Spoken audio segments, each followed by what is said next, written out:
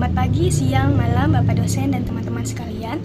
Perkenalkan, nama saya Lailatul Rosili, mahasiswi dari kampus Universitas Primagraha dengan NIM 6120123053 dari kelas R6 semester 6, Fakultas Ekonomi dan Bisnis, Prodi Manajemen. Video ini saya buat untuk memenuhi tugas UTS mata kuliah Manajemen Kinerja yang diampu oleh Bapak Muhammad Teguh Setiadi, SENM CPNT, CMC, CPGAM, CPLM, CIB. Pada kesempatan kali ini, saya akan menjelaskan terkait manajemen kinerja serta pembahasan dalam presentasi ini.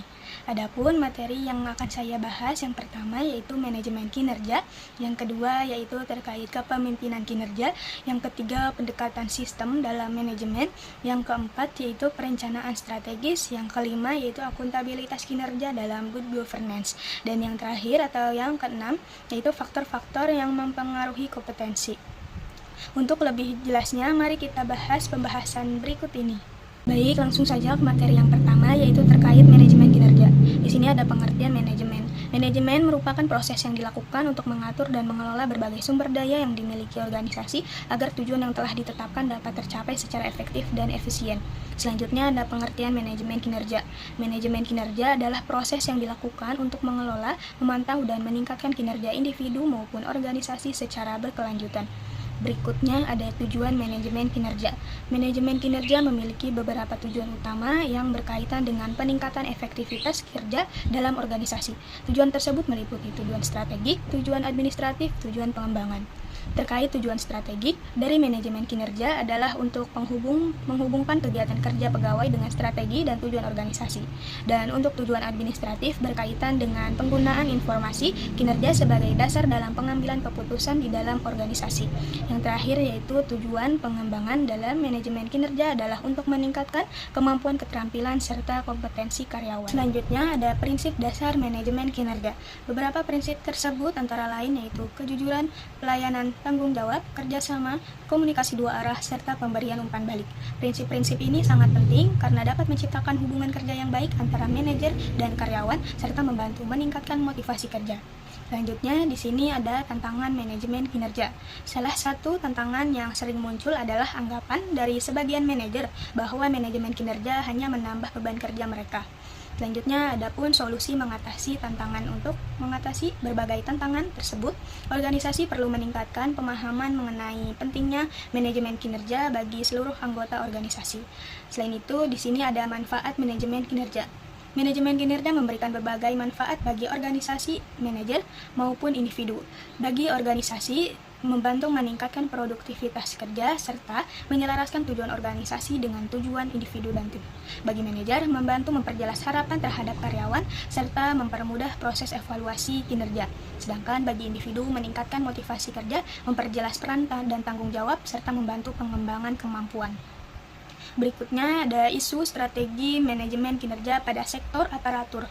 Penerapan manajemen kinerja pada sektor aparatur pemerintah sangat penting untuk meningkatkan kualitas pelayanan publik.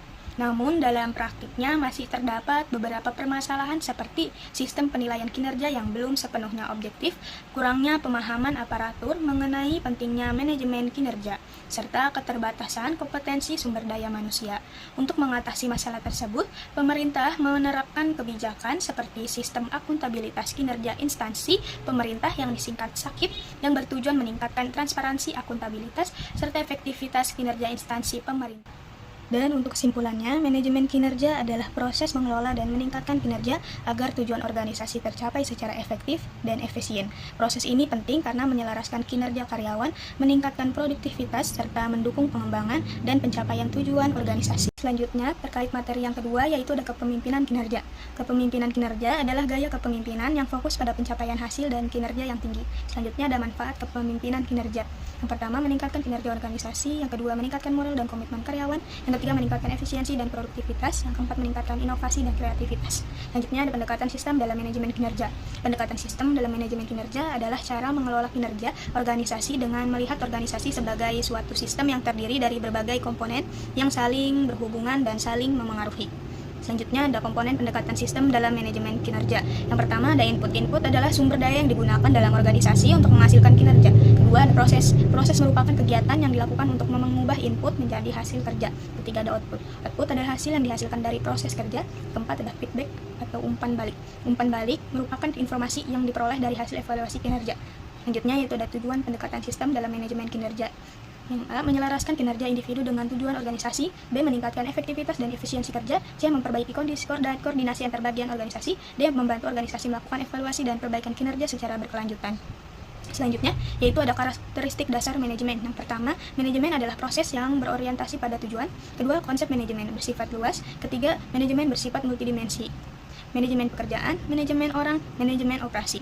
Selanjutnya yaitu ada pengertian kinerja. Dalam Kamus Besar Bahasa Indonesia, kinerja diartikan sebagai sesuatu yang ingin dicapai, prestasi yang diperlihatkan, dan kemampuan seseorang. Sedangkan menurut para ahli, kinerja adalah hasil kerja secara kualitas dan kuantitas yang dicapai oleh seorang pegawai dalam melaksanakan tugasnya sesuai dengan tanggung jawab yang diberikan kepadanya. Mangkunegara 2004-67. Selanjutnya, pengertian manajemen kinerja. Manajemen kinerja adalah aktivitas untuk memastikan bahwa sasaran organisasi telah dicapai secara konsisten dalam cara-cara yang efektif dan juga efisien. Manajemen kinerja bisa berfokus pada kinerja dari suatu organisasi, departemen, karyawan, atau bahkan proses untuk menghasilkan produk atau layanan dan juga di area yang lain. Selanjutnya ada manfaat manajemen kinerja. Bagi manajer antara lain, A. Mengusahakan klarifikasi kinerja. B. Menawarkan peluang menggunakan waktu secara berkualitas. C. Memperbaiki kinerja tim. D. Mengusahakan pekerjaan yang kinerjanya rendah. E. Mendukung kepemimpinan. Selanjutnya, ada dimensi kinerja bagi organisasi. Sebagaimana yang telah dikemukakan oleh Duyanto 2002, dimensi yang biasanya digunakan untuk mengukur kinerja suatu organisasi atau birokrasi publik, antara lain yang pertama produktivitas, yang kedua kualitas layanan, yang ketiga kualitas layanan, yang keempat responsibilitas, yang kelima akuntabilitas. Selanjutnya ada strategi dan faktor penentu keberhasilan. Untuk meningkatkan manajemen kinerja, adapun strategi untuk keberhasilan kinerja berikut adalah beberapa langkah yang dapat diambil. Yang pertama, penetapan tujuan yang jelas. Yang kedua, komunikasi yang efektif. Yang ketiga, pengembangan karyawan. Yang keempat, pemberian umpan balik yang konstruktif. Yang kelima, peluang penghargaan dan pengakuan. Yang keenam, kolaborasi dan kerjasama. Yang ketujuh, evaluasi dan pembaruan. Yang kedelapan, pemimpin yang mendukung. Yang sembilan, kebijakan yang adil dan ketransparan. Faktor penentu keberhasilan kerja merupakan berbagai hal yang memengaruhi kemampuan seseorang atau organisasi dalam mencapai hasil kerja yang optimal. Berikut penjelasan beberapa faktor utama yang menentukan keberhasilan kinerja. Yang pertama, kemampuan atau ability. Kedua, motivasi kerja. Ketiga, lingkungan kerja. Yang keempat, kepemimpinan. Yang kelima, sistem dan dukungan organisasi. Kesimpulannya yaitu manajemen kinerja adalah proses penting untuk memastikan tujuan organisasi tercapai secara efektif dan efisien melalui perencanaan, pelaksanaan, pemantauan, dan evaluasi kerja. Keberhasilannya dipengaruhi oleh kepemimpinan yang efektif, pendekatan sistem yang terintegrasi, serta faktor seperti kemampuan, motivasi, dan lingkungan kerja. Kinerja organisasi juga diukur melalui produktivitas, kualitas layanan, dan akuntabilitas. Dengan manajemen kinerja yang baik, organisasi dapat meningkatkan produktivitas dan mencapai tujuan secara optimal. Terkait materi yang ketiga, yaitu pendekatan sistem dalam manajemen. Sistem diartikan sebagai kesatuan elemen-elemen pada organisasi yang memiliki fungsi masing-masing, terhubung antara satu dan lainnya secara menyeluruh, dan melalui sebuah proses diarahkan untuk pencapaian suatu tujuan perbedaan, prinsip, pendekatan sistem tertutup dan sistem terbuka. Selanjutnya, itu ada strategi manajemen. Dalam meningkatkan kinerja, manajemen strategi membantu perusahaan untuk menetapkan strategi yang akan digunakan untuk mencapai tujuan tersebut. Seluruh pengawal harus terlibat dalam proses penetapan strategi ini agar mereka merasa memiliki bagian dalam pencapaian tujuan perusahaan. A. Pengalokasian sumber daya yang efektif. B. Pengembangan karyawan dan peningkatan kompetensi. C. Penggunaan sistem penghargaan dan pengakuan. D. Evaluasi dan penilaian kinerja. E. Komunikasi dan keterlibatan pegawai. F. Menghadapi perubahan dan inovasi. Arti penting sistem dalam manajemen kinerja: yang pertama, meningkatkan efektivitas. Kedua, meningkatkan efisiensi. Yang ketiga, meningkatkan akuntabilitas. Yang keempat, meningkatkan transparansi. Yang kelima, meningkatkan kualitas. Selanjutnya, ada komponen sistem manajemen kinerja. Yang pertama yaitu tujuan dan sasaran. Kedua, pengukuran kinerja. Ketiga, evaluasi ke kinerja. Empat, pengembangan kinerja. Lima, penghargaan dan sanksi. Yang selanjutnya ada manfaat sistem manajemen kinerja. Yang pertama, meningkatkan kinerja karyawan dan organisasi. Kedua, meningkatkan kepuasan karyawan. Ketiga, meningkatkan keunggulan kompetitif. Keempat, meningkatkan akuntabilitas dan transparansi. Yang kelima, meningkatkan kualitas kinerja. Selanjutnya, proses manajemen kinerja. Ada 4 hal yang harus diperhatikan dalam proses manajemen kinerja. Yang pertama yaitu masukan, kedua proses, ketiga keluaran, yang keempat manfaat. Kesimpulannya, pendekatan sistem dalam manajemen penting untuk melihat organisasi sebagai kesatuan yang saling terhubung. Strategi yang efektif didukung pengelolaan sumber daya, komunikasi, dan evaluasi kinerja dapat meningkatkan efektivitas dan kualitas kerja. Dengan sistem manajemen kinerja terintegrasi, organisasi dapat mencapai tujuan secara optimal dan berkelanjutan. Berikutnya, materi yang keempat yaitu terkait perencanaan strategis. Strategic planning atau perencanaan strategi adalah perencanaan yang dirancang untuk memenuhi tujuan organisasi yang lebih luas, untuk mengimplementasikan visi dan misi melalui penjelasan berbagai ciri khas keberadaan organisasi. Ada 3 alasan yang menunjukkan pentingnya perencanaan strategi. Yang pertama yaitu perencanaan strategik memberikan kerangka dasar dalam mana semua bentuk-bentuk perencanaan lainnya harus diambil. Kedua, pemahaman terhadap perencanaan strategik akan mempermudah pemahaman bentuk-bentuk perencanaan lainnya. Ketiga, perencanaan strategik sering merupakan titik permulaan bagi pemahaman dan penilaian kegiatan-kegiatan manajer dan organisasi. Selanjutnya ada asumsi perencanaan strategis. Yang pertama, perencanaan strategis dibuat dengan sengaja apabila organisasi membuat rencana strategis. Mereka membuat keputusan dengan sadar untuk mengubah aspek fundamental dari dirinya sendiri. Perubahan ini cenderung bersifat radikal. Hal ini mungkin karena transpirasi oleh beberapa faktor seperti adanya pesaing baru, teknologi baru, dan semacamnya. Kedua, perencanaan strategis terjadi ketika sasaran sekarang ini tidak lagi dapat dipenuhi untuk sebagian besar. Etika strategi perusahaan sekarang ini memberikan hasil yang diinginkan.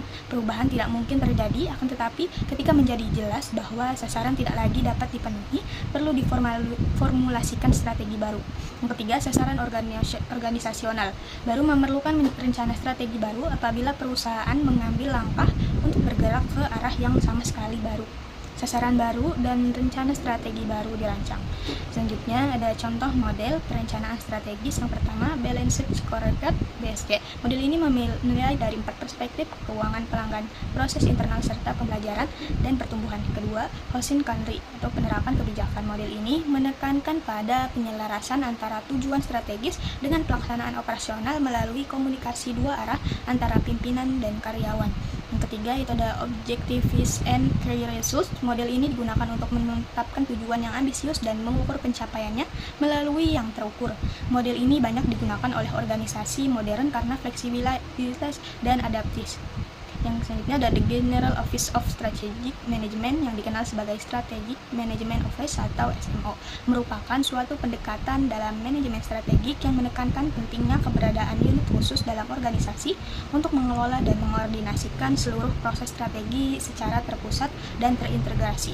Model ini hadir sebagai solusi permasalahan umum dalam organisasi, yaitu kegagalan dalam mengimplementasikan strategi. Meskipun perencanaan sudah disusun dengan baik, dalam praktiknya, banyak organisasi mengalami kesulitan dalam menjalankan strategi karena kurangnya koordinasi antara unit, lemahnya komunikasi strategi, serta tidak adanya sistem pengawasan yang terstruktur. Selanjutnya ada tujuan Strategic Management Office atau SMO.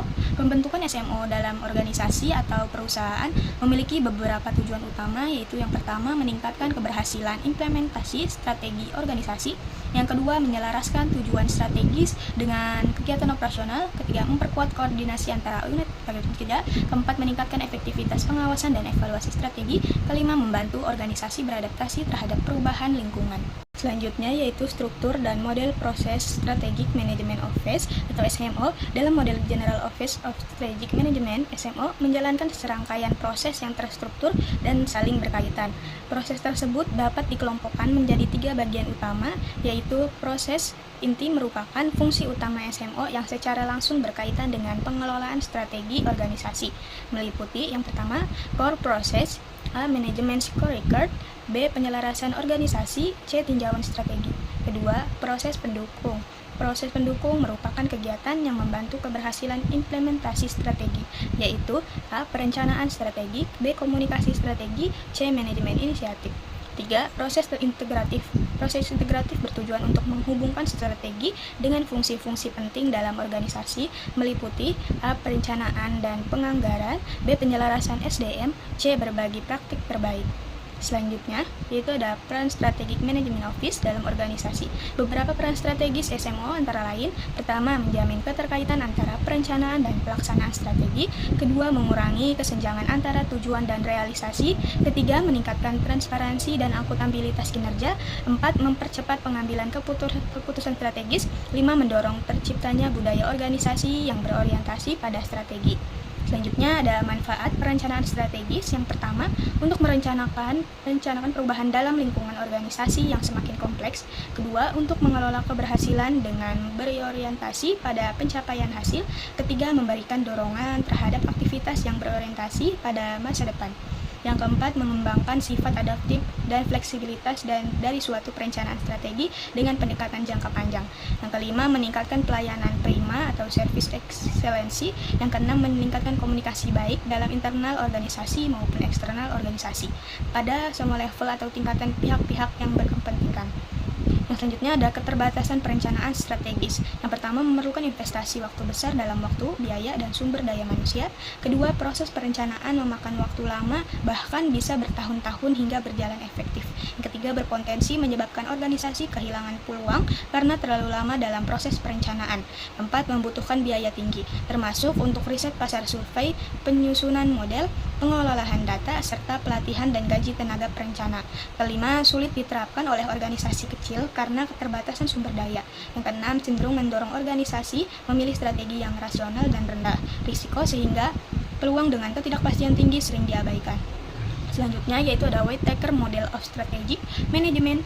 Whittaker Model of Strategic Management merupakan salah satu pendekatan dalam manajemen strategis yang menjelaskan bahwa strategis organisasi harus disusun dan dijalankan melalui sesuatu proses yang sistematis, terstruktur, dan berkelanjutan.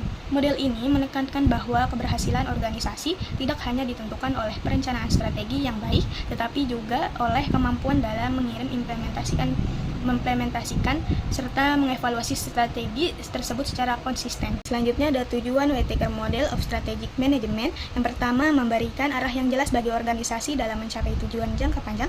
Kedua, membantu organisasi dalam menghadapi perubahan lingkungan yang dinamis. Yang ketiga, meningkatkan efektivitas dan efisiensi dalam penggunaan sumber daya. Yang keempat, menjamin adanya keterkaitan antara perencanaan, pelaksanaan, dan evaluasi strategi.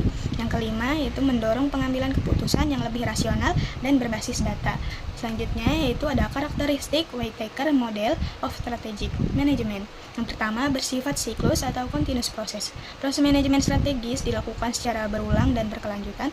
Kedua, terintegrasi, menghubungkan antara perencanaan, pelaksanaan, dan evaluasi. Yang ketiga, berorientasi pada kinerja, fokus pada pencapaian hasil dan peningkatan kinerja organisasi.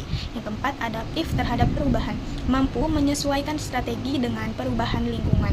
Selanjutnya yaitu ada review model perencanaan strategi. Yang pertama, model perencanaan strategi atau Basic Planning Model. Kedua, model perencanaan berbasis masalah atau Problem Based Model. Yang ketiga ada model pelurusan atau Alignment Model. Keempat, ada model perencanaan skenario atau Scenario Planning Model. Kelima, ada model perencanaan organik atau Self-Organizing. Yang keenam, ada model proses strategic learner. Selanjutnya yaitu ada teknik penyusunan strategik planning atau perencanaan strategis, merupakan metode atau pendekatan yang digunakan organisasi untuk merancang arah, tujuan, serta langkah-langkah jangka panjang secara sistematis dan terarah. Komponen kegiatan utama perencanaan strategik menurut MC Namara 1999A terdiri atas yang pertama, strategic analisis, kedua penetapan arah tujuan strategik, ketiga perencanaan tindakan. Selanjutnya ada analisis lingkungan internal. Fokus utama analisis ini adalah mengidentifikasi kekuatan strengths dan kelemahan atau weaknesses organisasi. Beberapa langkah dalam melakukan analisis lingkungan internal antara lain: yang pertama, analisis sumber daya dan kapabilitas, kedua, analisis nilai rantai, ketiga, analisis budaya dan struktur organisasi. Di sini ada kesimpulannya. Perencanaan strategis adalah proses penting untuk menentukan arah organisasi melalui analisis internal dan eksternal. Keberhasilannya bergantung pada penyusunan, implementasi, dan evaluasi yang berkelanjutan, sehingga organisasi dapat mencapai tujuan secara optimal dan adaptif. Selanjutnya, di materi yang kelima ini membahas akuntabilitas kinerja good governance. Akuntabilitas kinerja dalam good governance adalah bentuk tanggung jawab pemerintah dalam menyampaikan dan menjelaskan hasil kinerjanya secara transparan, terukur, dan dapat dipertanggungjawabkan kepada masyarakat guna mewujudkan pemerintah yang baik dan bersih. Selanjutnya, ada tujuan akuntabilitas kinerja. Adapun tujuan akuntabilitas kinerja secara lebih lengkap adalah sebagai berikut. Yang pertama, mewujudkan transparansi dalam penyelenggaraan pemerintahan. Yang kedua, meningkatkan pertanggungjawab pertanggungjawaban kepada publik atau public accountability. Yang ketiga, mendorong peningkatan kinerja organisasi secara berkelanjutan. Keempat, meningkatkan efektivitas dan efisiensi pengguna sumber daya. Yang kelima, sebagai alat pengendalian dan evaluasi kinerja. Yang keenam, meningkatkan kepercayaan dan partisipasi masyarakat. Yang ketujuh, mencegah praktik korupsi, kolusi, dan nepotisme atau KKN. Kedelapan, mendukung pengambilan keputusan yang lebih tepat. Selanjutnya, yaitu ada prinsip-prinsip akuntabilitas. Agar akuntabilitas dapat berjalan secara optimal, diperlukan prinsip-prinsip yang menjadi dasar dalam setiap aktivitas organisasi, khususnya di sektor publik. Yang pertama, yaitu ada transparansi. Kedua, kejelasan fungsi, peran, dan tanggung jawab. Ketiga, pengukuran kinerja yang objektif. Empat, pelaporan yang akurat, jujur, dan tepat waktu. Kelima, pengawasan dan pengendalian internal. 6, kepatuhan terhadap hukum dan peraturan. 7, partisipasi masyarakat. 8, responsibilitas atau tanggung jawab moral dan profesional. 9, efektivitas dan efisiensi. 10, konsistensi antara perencanaan dan pelaksanaan. 11, orientasi pada hasil. 12, evaluasi dan perbaikan berkelanjutan. Selanjutnya yaitu ada sistem akuntabilitas kinerja instansi pemerintah di Indonesia. Sistem akuntabilitas kinerja instansi pemerintah atau SAKIP merupakan suatu sistem yang digunakan oleh pemerintah Indonesia untuk memastikan bahwa setiap instansi pemerintah dapat mempertanggungjawabkan kinerjanya secara terukur, transparan, dan sistematis. Selanjutnya yaitu ada tujuan utama dari SAKIP, ialah untuk meningkatkan kinerja instansi agar pemerintah lebih efektif, efisien, dan akuntabel. Selain itu, SAKIP juga bertujuan untuk memastikan bahwa penggunaan anggaran negara benar-benar memberikan manfaat bagi masyarakat serta sesuai dengan tujuan pembangunan nasional. Selanjutnya yaitu ada komponen utama dalam SAKIP, meliputi beberapa tahapan penting, yaitu yang pertama perencanaan kinerja, kedua perjanjian kinerja, ketiga pengukuran kinerja, keempat pengelolaan data kinerja, kelima pelaporan kinerja, 6 evaluasi dan review kinerja. Selanjutnya ada contoh penerapan SAKIP di Indonesia. Penerapan SAKIP telah dilakukan oleh berbagai instansi pemerintah, baik di tingkat pusat maupun daerah, dengan tujuan meningkatkan kinerja dan kualitas pelayanan publik. Adapun masalah contoh penerapan yang dapat dijelaskan adalah sebagai berikut, yaitu di sini ada pemerintah Kota Bandung. Pemerintah Kota Bandung dikenal sebagai salah satu daerah yang berhasil menerapkan SAKIP dengan baik.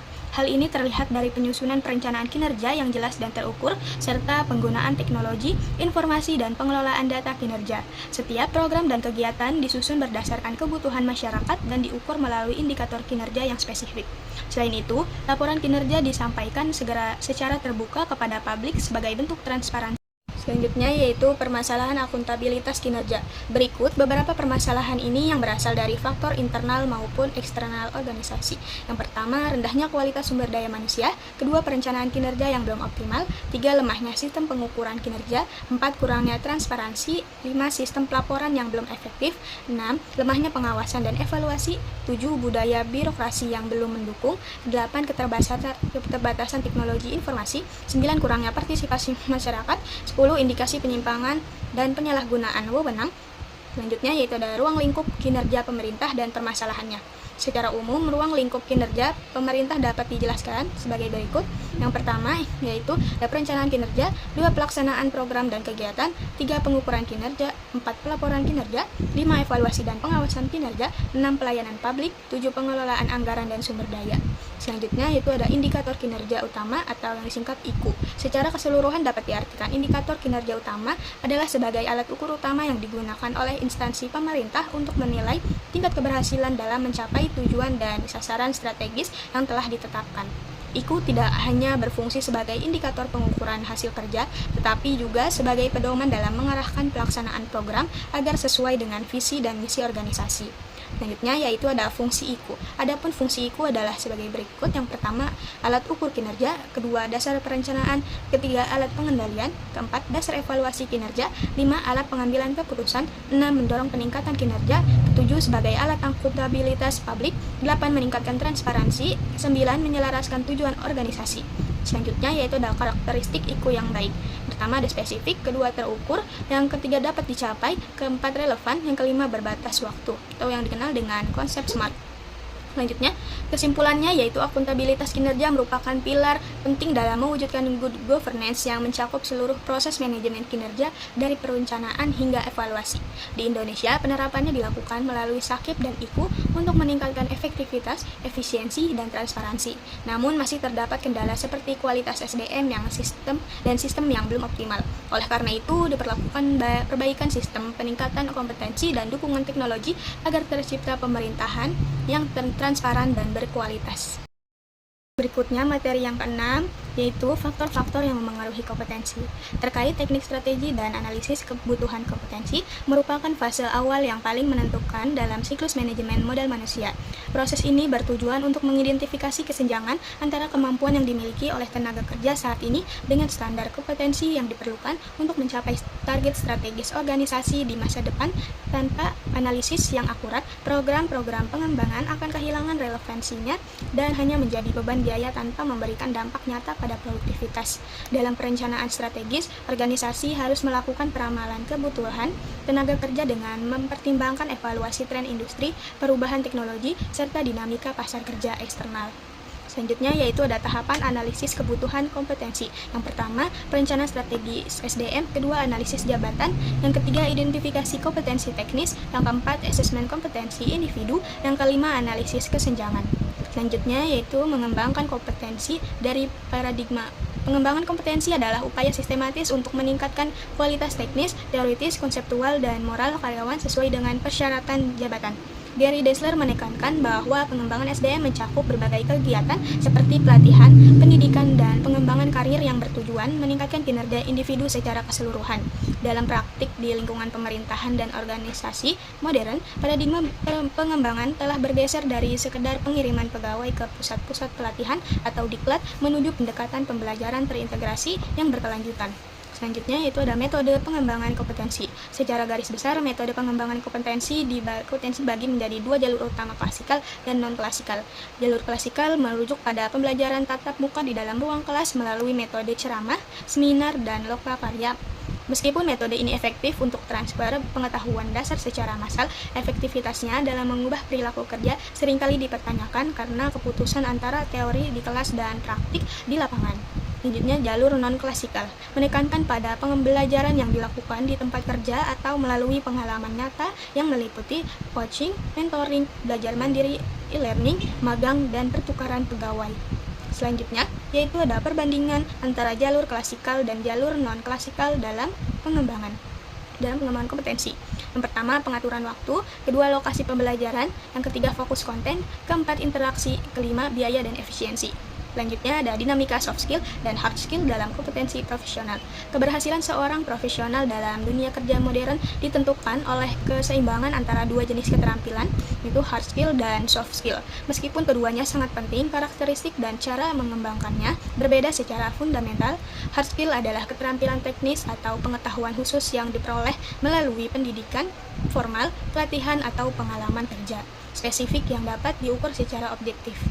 Selanjutnya, perbandingan hard skill dan soft skill. Terkait definisi, hard skill merupakan pengetahuan teknis dan keahlian spesifik yang dibutuhkan untuk menjalankan tugas tertentu.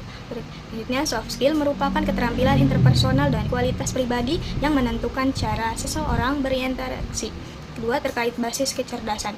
Hard skill terkait erat dengan IQ atau kecerdasan intelektual, dan soft skill terkait erat dengan EQ, kecerdasan emosional. Selanjutnya, terkait metode pengukuran. Hard skill diukur secara objektif melalui tes, sertifikat, atau ijazah, sedangkan soft skill diukur secara subjektif melalui observasi perilaku atau psikotes. Keempat, terkait cara pemerolehan. Hard skill didapatkan melalui pendidikan formal, kursus atau praktik teknis, sedangkan soft skill didapatkan melalui pengalaman hidup, bimbingan, dan interaksi sosial. 5. Terkait sifat aplikasi hard skill biasanya terikat pada bidang pekerjaan tertentu, misalnya pemrograman atau akuntansi, sedangkan soft skill bersifat universal dan berlaku di berbagai bidang serta lingkungan kerja. Selanjutnya ada identifikasi kompetensi aparatur. Standar dan indikator perilaku keberhasilan secara profesional dalam dunia kerja modern ditentukan oleh keseimbangan antara dua jenis keterampilan, hard skill dan soft skill. Meskipun keduanya sangat penting, karakteristik dan cara mengembangkannya berbeda secara fundamental. Selanjutnya yaitu ada jenis-jenis kompetensi ASN. Yang pertama, kompetensi teknis, kedua kompetensi manajerial, ketiga kompetensi sosial kultural. Selanjutnya ada faktor-faktor yang mempengaruhi kecakapan kompetensi. Mizwell Zuel dalam Wibowo 2007 merinci 8 faktor utama yang mempengaruhi kecakapan kompetensi seseorang yang meliputi aspek psikologis hingga organisasional. Yang pertama, karakteristik personal, kedua faktor psikologis, ketiga faktor kognitif, keempat faktor emosional, yang kelima lingkungan kerja. Kesimpulan dari materi ini ialah manajemen SDM kini menjadi fungsi strategis dengan kompetensi sebagai penentu kinerja, analisis kebutuhan penting untuk mengidentifikasi kesenjangan agar pengembangan efektif didukung metode modern seperti BEI dan DACU. Keberhasilan lebih ditentukan soft skill dan pada ASN mencakup teknis, manajerial, serta sosial kultural. Sebagai penutup presentasi, dapat disimpulkan bahwa manajemen kinerja merupakan proses yang sangat penting dalam organisasi untuk mencapai tujuan secara efektif dan efisien yang didukung oleh kepemimpinan, sistem yang terintegrasi, serta kompetensi sumber daya manusia. Demikian presentasi yang dapat saya sampaikan. Saya mohon maaf apabila dalam penyampaian terdapat kesalahan kata, kekurangan, maupun hal-hal yang kurang berkenan. Terima kasih atas perhatian Bapak dosen dan teman-teman sekalian. Wassalamualaikum warahmatullahi wabarakatuh.